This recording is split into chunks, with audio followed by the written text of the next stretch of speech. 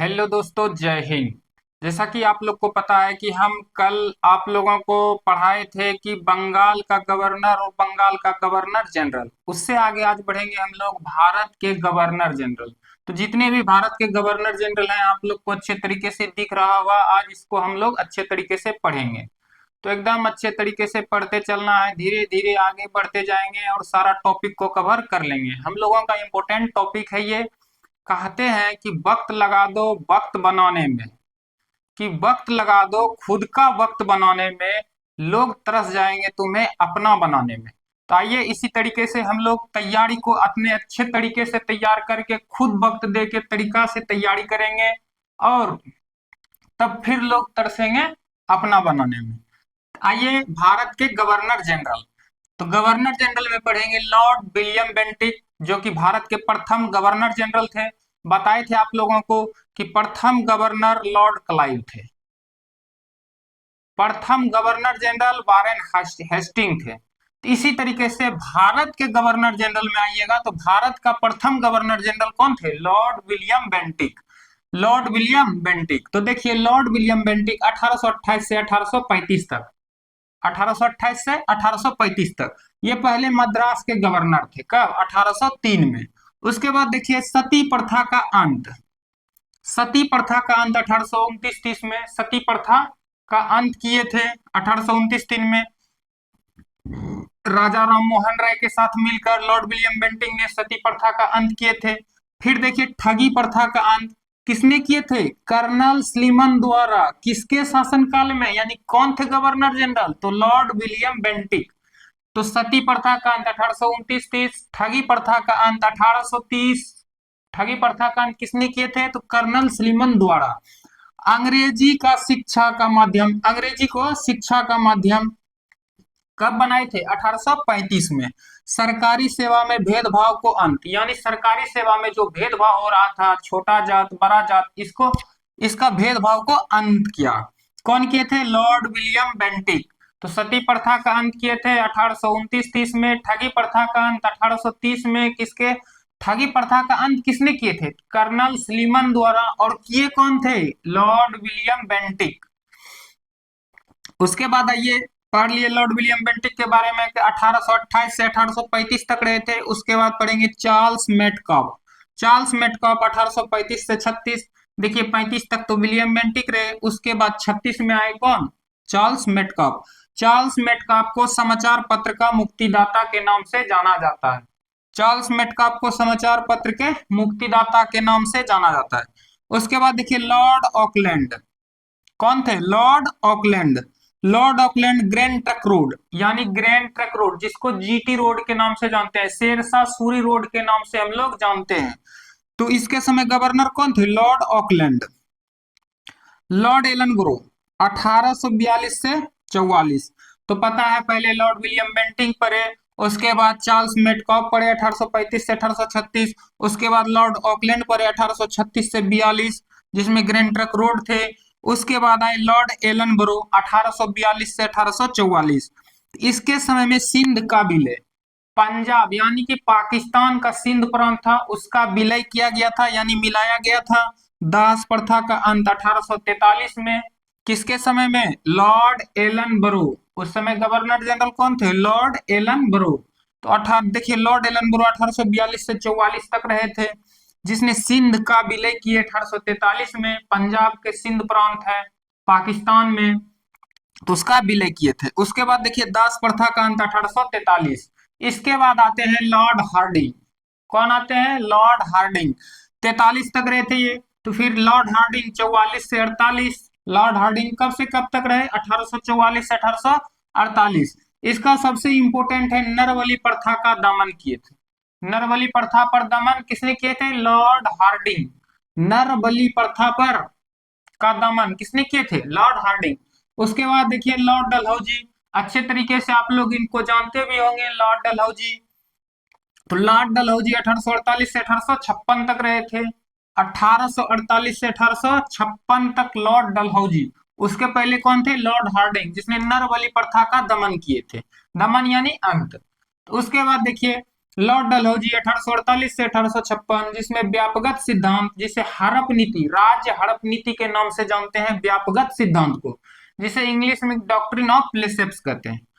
तो देखिए व्यापगत सिद्धांत, हड़प नीति, सतारा सबसे पहले किसको मिला, ये इंपॉर्टेंट है, मिलान में दिया जाता है, किस क्रम बाय क्रम सजाइए, पहले किसको मिलाया फिर किसको मिलाया, तो हड़प नीति हड़प के मिलाया गया है।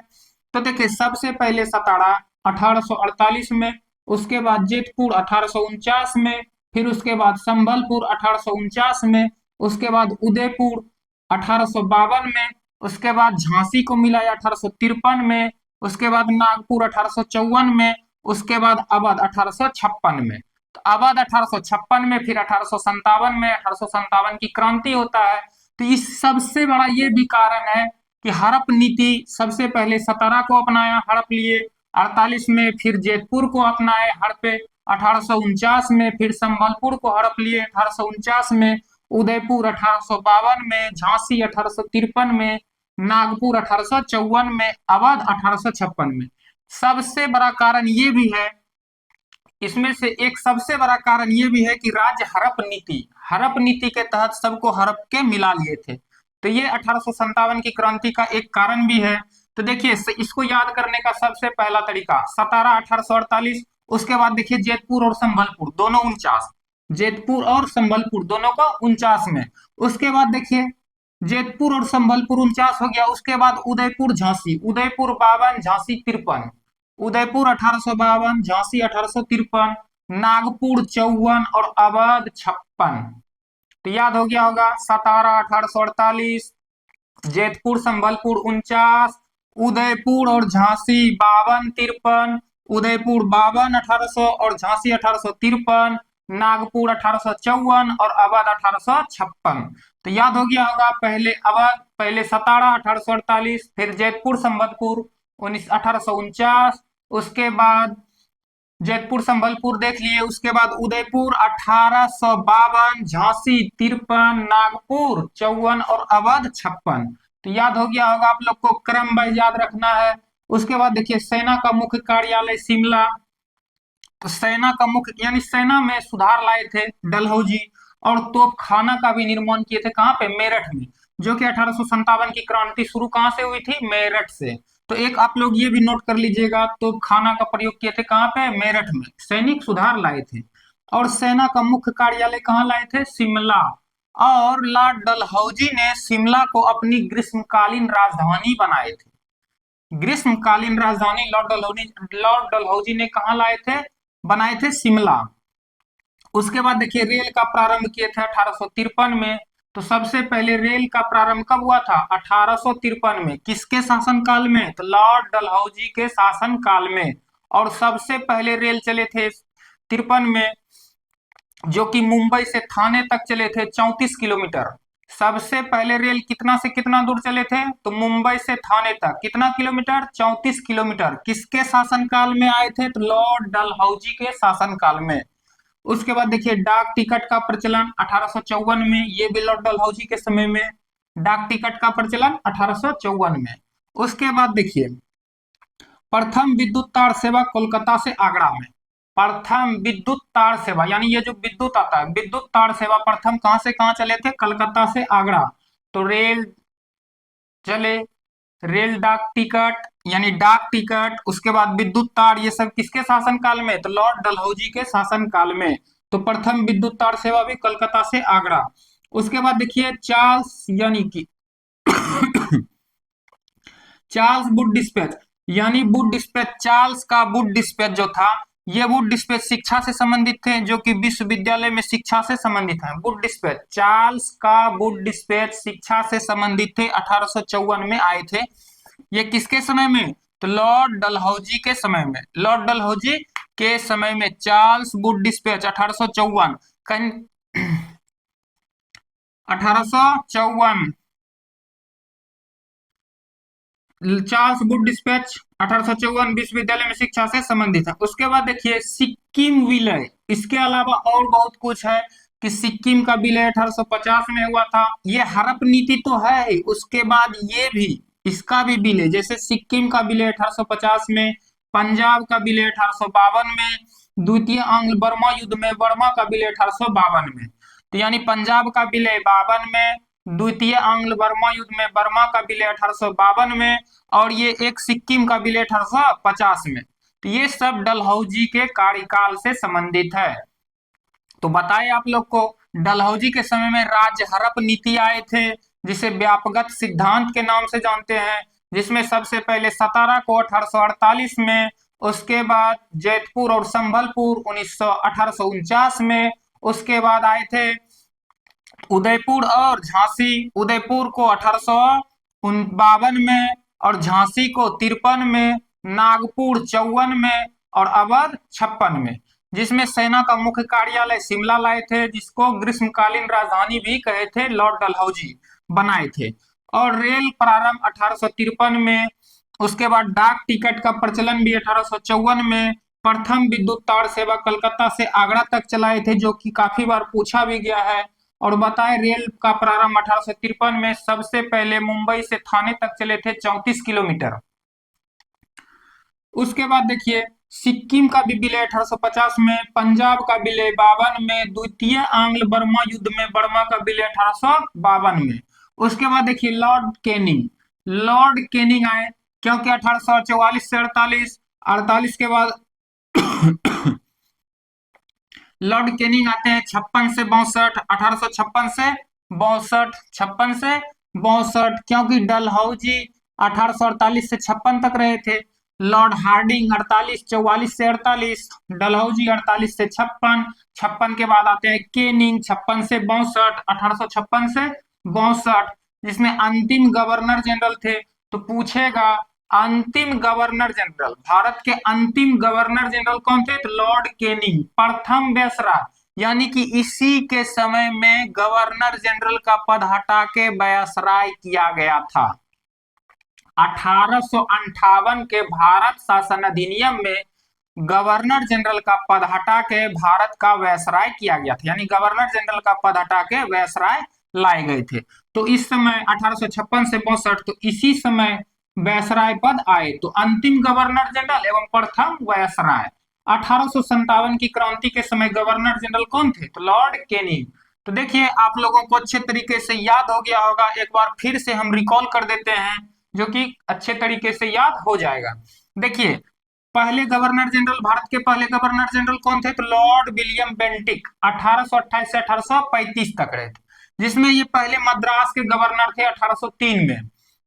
उसके बाद देखिए सती प्रथा का अंत 1829-30, किसके सहायता से? राजा राम मोहन राय के सहायता से। ठगी प्रथा का अंत 1830 में किसके द्वारा किए गए थे? ठगी प्रथा का अंत तो कर्नल स्लीमन द्वारा। और शासनकाल किसका था? वहां के गवर्नर जनरल कौन थे? तो लॉर्ड विलियम बेंटिक।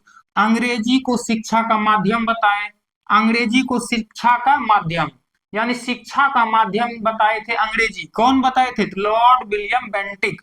उसके बाद देखिए सरकारी सेवा में भेदभाव को अंत, यानी सरकारी सेवा में जो सेवा था उसमें भेदभाव होता था, उस भेदभाव को अंत किए थे लॉर्ड विलियम बेंटिक। उसके बाद आइए चार्ल्स मेटकॉफ, 28 से 35 तक रहे। उसके बाद चार्ल्स मेटकॉफ 35 से 36 तक रहे थे, 1835 से 36 तक। तो चार्ल्स मेटकॉफ को समाचार पत्र का मुक्तिदाता के नाम से जानते हैं। किसको? चार्ल्स मेटकॉफ को समाचार पत्र के मुक्तिदाता के नाम से जानते हैं। उसके बाद देखिए लॉर्ड ऑकलैंड 36 से 42, लॉर्ड ऑकलैंड 36 से 42। तो पहले विलियम बेंटिक 1828 से 1835, उसके बाद देखिए चार्ल्स मेटकॉफ 35 से 36, उसके बाद ऑकलैंड आए 36 से 42, उसके बाद जिसने ग्रैंड ट्रक रोड यानी जीटी रोड, जिसे शेरशाह सूरी रोड के नाम से हम लोग जानते थे, इसको जीटी रोड कहा गया। तो इसको देखिए लॉर्ड एलन बरो। उसके बाद आते हैं 42 से 44, लॉर्ड एलन बरो। एलन बरो सिंध का विलय, यानी पाकिस्तान के सिंध क्षेत्र का विलय किसके समय में? एलन बरो। 1843 गवर्नर जनरल कौन थे? तो लॉर्ड एलन बरो। सिंध के विलय के समय गवर्नर, भारत के गवर्नर जनरल कौन थे? लॉर्ड एलन बरो। दास प्रथा के अंत 1843, दास प्रथा के अंत के समय भारत के गवर्नर जनरल कौन थे? तो लॉर्ड एलन बरो, लॉर्ड एलन बरो। लॉर्ड एलन बरो के बाद आते हैं लॉर्ड हार्डिंग, 44 तक रहे थे। उसके बाद हार्डिंग आए 44 से 48। एलन बरो 1842 से 1844 तक रहे थे। एलन बरो के बाद आते हैं लॉर्ड हार्डिंग। लॉर्ड हार्डिंग 1844 से 1848, जिसमें एक इंपॉर्टेंट है नरबली प्रथा का दमन। नरबली प्रथा का दमन यानी नर जो बलि था, नरबली प्रथा का दमन किया गया यानी अंत किया गया। उसके बाद देखिए डलहौजी, जो कि काफी इंपॉर्टेंट है। डलहौजी बताए आप लोग को 1848 से 1856 तक शासन किए थे। लॉर्ड हार्डिंग 44 से 48। उसके बाद आते हैं डलहौजी 1848 से 1856। 1848 से 1856। तो देखिए डलहौजी, डलहौजी व्यापक सिद्धांत यानी राज्य हड़प नीति। राज्य हड़प नीति में बताएं आपको कि सबसे पहले सतारा 1848 में, उसके बाद जेतपुर और संबलपुर 1849 में, उसके बाद क्या थे उदयपुर और झांसी। तो उदयपुर 1852 और जेतपुर 1853 और नागपुर 1854 और अवध 1856, यानी इसको हड़प नीति के तहत हड़प लिए थे। तो ये भी एक कारण था। बताएं आप लोग की 1857 की क्रांति का ये भी एक बहुत बड़ा कारण था। उसके बाद सेना का मुख्य कार्यालय कहाँ बनाए थे, शिमला। और तोपखाना का निर्माण कहाँ किए थे, तो मेरठ में। और 1857 की क्रांति शुरू भी हुई थी कहाँ से, मेरठ से।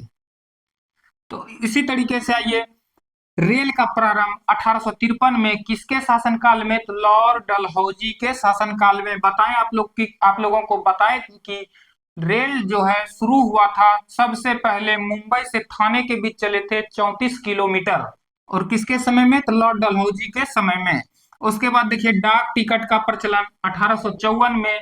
डाक टिकट का प्रचलन 1854 में। उसके बाद देखिए प्रथम विद्युत तार सेवा कलकत्ता से आगरा तक चले थे। प्रथम विद्युत तार सेवा कलकत्ता से आगरा तक चले थे। उसके बाद देखिए चार्ल्स वुड डिस्पैच 1854 में, यानी चार्ल्स का वुड डिस्पैच, यानी वुड डिस्पैच संबंधित थे शिक्षा से। कौन लाए थे, चार्ल्स। चार्ल्स का वुड डिस्पैच। तो चार्ल्स का वुड डिस्पैच ये लिख लीजिए आप लोग, चार्ल्स का वुड डिस्पैच 1854 में, जो कि शिक्षा से संबंधित था, तो विश्वविद्यालय शिक्षा से संबंधित थे ये वुड डिस्पैच। उसके बाद देखिए सिक्किम का भी विलय 1850 में, पंजाब का विलय 1852 में, द्वितीय अंग बर्मा युद्ध में बर्मा का विलय 1852 में। तो इसी तरीके से हम लोग डलहौजी के बारे में जान लिए कि डलहौजी 1848 से 1856 तक रहे थे। डलहौजी के बाद आते हैं अगला governor general Lord Canning. Lord Canning जो कि अंतिम गवर्नर जनरल एवं प्रथम वायसराय थे। तो लॉर्ड केनिंग 1856 से 1862 तक अंतिम गवर्नर जनरल और प्रथम वायसराय थे। 1857 की क्रांति के समय गवर्नर जनरल भी कौन थे, तो लॉर्ड केनिंग।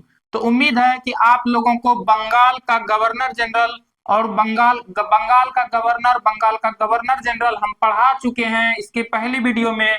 आज आप लोगों का ये था भारत के गवर्नर जनरल, और आगे भी आप लोग पढ़ेंगे भारत के वायसराय, यानी गवर्नर, बंगाल का गवर्नर जनरल, भारत का गवर्नर जनरल और भारत का वायसराय। ये आप लोगों का एक इंपॉर्टेंट टॉपिक है, जो कि हम भारत के गवर्नर जनरल को खत्म कर दिए हैं। अब बचा है भारत का वायसराय। तो भारत के वायसराय को भी अगले वीडियो में हम आप लोगों के लिए लाएंगे और अच्छे तरीके से लाएंगे, इसी तरीके से याद भी करवा देंगे।